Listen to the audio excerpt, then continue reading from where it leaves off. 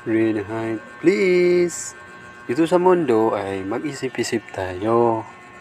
Dahil sa kabilang buhay, may mga taong umiiyak doon, nagsisisi sila sa sarili nila, dahil hindi na daw nahanap ay yung totoong reliyon, tulad ng Islam.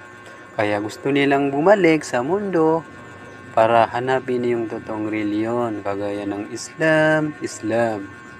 Kaya nandito pa kayo sa mundo, may pag-asa kayo para hanapin ang totoong reliyon, kagaya ng Islam. Oo, may chance pa kayo. Dahil sa kabilang buhay, may mga taong umiiyak, pinaparusahan sila habang buhay, nahihirapan sila habang buhay. Kaya mag-isip-isip kayo sa mundo. Lagi talaga ng chance nyo, pag-asa nyo, para hanapin nyo. Yun lang po.